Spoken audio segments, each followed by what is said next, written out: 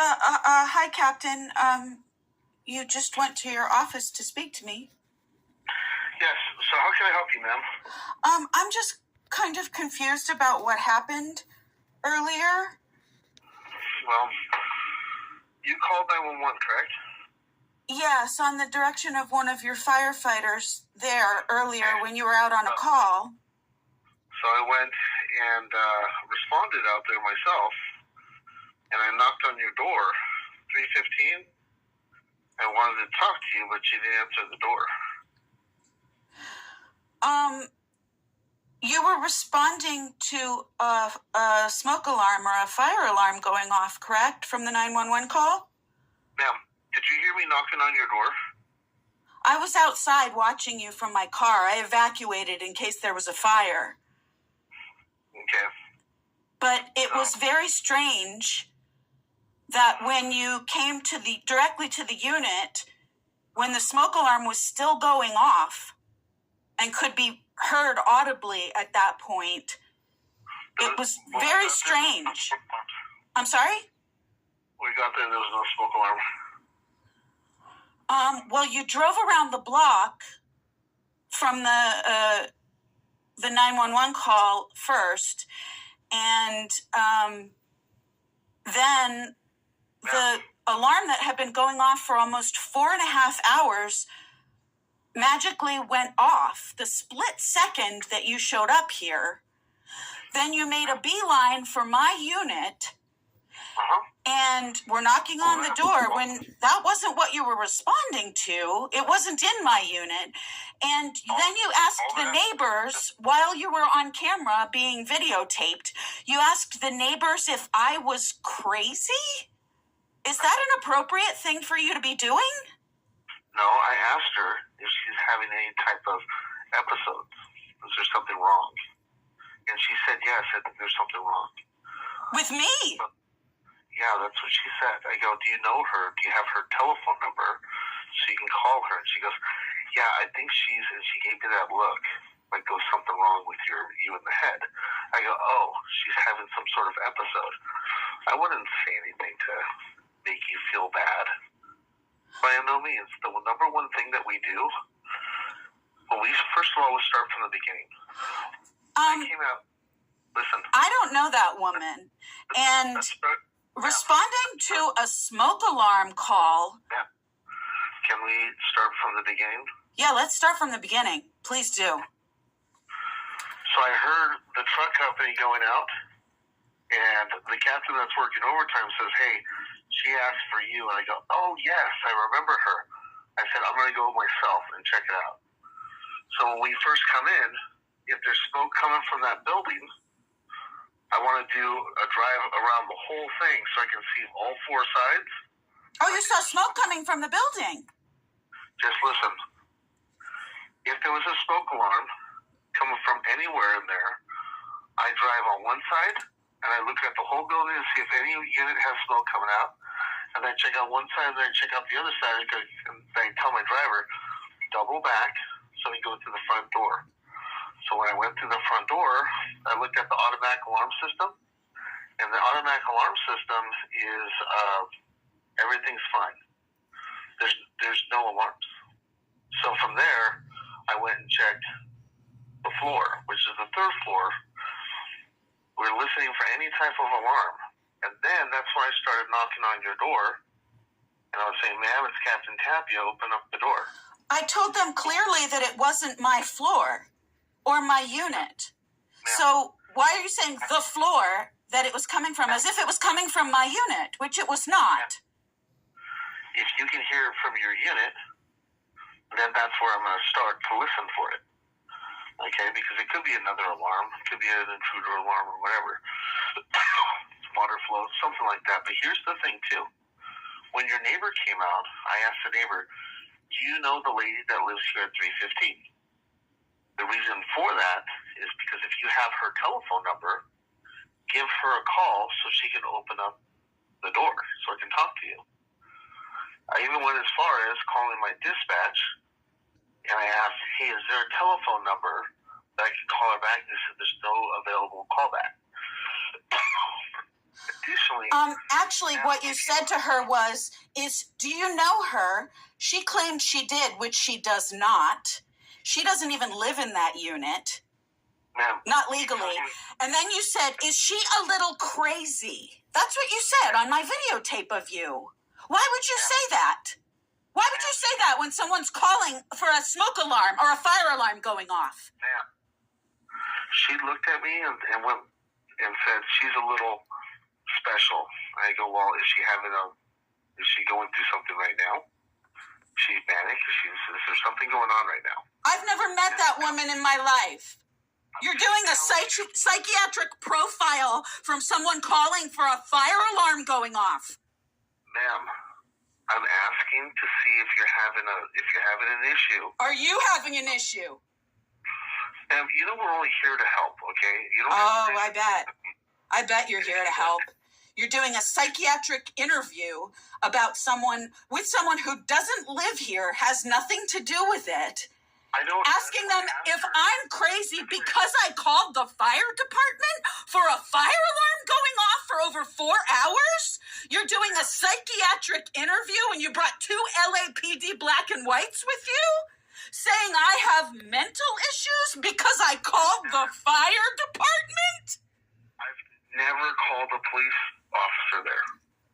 No police officers came. 2 of them came with you. I saw them. Ma'am, I never saw any police officers. Uh-huh. I'm just telling you what we saw. And here's the thing, okay? So let's slow down and stop with raising our voices. First, if you got offended by what I said, I totally apologize. Now, people that are having a mental disorders, hell, we've been on 2 of those today. Now, that's the thing. We help people. That's all we do, man. All we do is help people. Now, I don't know you. You don't know me. And if the gal comes out, my intention is, if you know her, I want you to knock on the door. Hey, my name is Sally from 317. Hey, it's Sally. Hey, you can open up the door. It's the fire department. Or I asked her, do you have her telephone number? Can you call her so she can open up the door? Because last time me and you talked, you wanted me to address these issues, but you didn't want to be the person that is whistleblowing on the building. Does that sound right? So I'm thinking that you're not answering the door because, well, you don't want to whistleblow on the building, like in case of retaliation. I understand that too. So why were you coming directly to my unit if you were aware of the retaliation? I'm coming to your... And immediately claiming to someone who is a stranger to me, is she a little crazy, is what you said. I have you on videotape. I have you on videotape saying this. Ma'am, there's nothing wrong with that. I'm asking if there's something wrong. Is there something wrong with you, Mr. Tapia? Okay, do you want me to come down there right now so we can have a discussion? No. I don't want you to be offended. Okay, I know you're offended, and This is the way that you respond to someone calling the fire department for a fire alarm going off for 4.5 hours? This is how you handle it, Mr. Tapia. This is how you handle this. Ma'am, would you like me to come down there and I'll apologize face to face? Oh, no. You're never meeting me face to face. You're never getting near me, buddy. Never. Is there anything else I can do to help you? No, I think I got what I needed. Okay, I apologize for you being offended. I don't remember saying, is she crazy? Yeah, you did. Okay, like I told you, I apologize if you're offended, and I apologize from that. I'm not here to hurt people's feelings. That's the first thing. It's a little more than hurting someone's feelings, what's going on here. Well, ma'am, I don't know. People died in those fires recently, Mr. Tapia. Are you aware of that? I've been to all those fires, ma'am. This is what I do for a living. Here's the thing. You do a little something extra for a living, too, don't ya? Ma'am. Don't ya? What? This is all I do for a living. This is it. What's your side hustle, Tapia? I don't have a side hustle. Don't worry, the district attorney will find out. Okay, ma'am, is there anything else I can do to help you? No, you've been completely unhelpful and disgusting as it is. But I got what I needed from you, Tapia. Thanks so much. Why does it have to go to that type of language? Disgusting. We're trying to help you. What type of language? Oh my God, there's a fire. That kind of language. Calling 911. Oh my God, there's a fire alarm going off for 4.5 hours. That kind of language. You're offended by that language. By the distress call that you're supposed to respond to, Tapia. What I'm saying is, I heard that you called here, and I remember someone calling from that building. Now, here's the thing, ma'am. If there's anything we can do to help you, you let us know. This is what we do for a living. If there's an alarm that's going off or smoke detector, that's what we respond to. Okay, so again, I know you're offended. I apologize. Okay, and I hope you accept my apology. No, I don't. Well, from this point forward, is there anything I can do to help you? I don't want to hang up on you because that's rude, but where else are we going to go with this conversation? You're worried about being rude after what you just did? Actually, I am worried about that because that's not my intent. My intent is to help people. Oh, yeah, you help them a lot, don't you? Yeah, I do. I've been doing this my entire life. Wow. You're so helpful. Listen, ma'am, I don't know what else to tell you other than I apologize. Okay? Okay.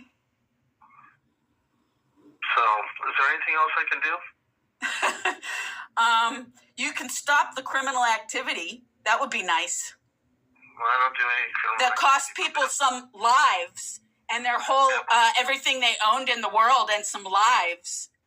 You could stop that. You think I'm involved with what happened in the Palisades? I don't think I know you're involved. I know you're involved now as of what you just did. Ma'am, what are you talking about? Oh my God. Do you have mental issues, Mr. Tapia? Should I do a therapy session with you? I have a degree in clinical psych. Would you like me to set something up for you? Ma'am, really? Are you okay? Are you okay? I'm good. Are you okay?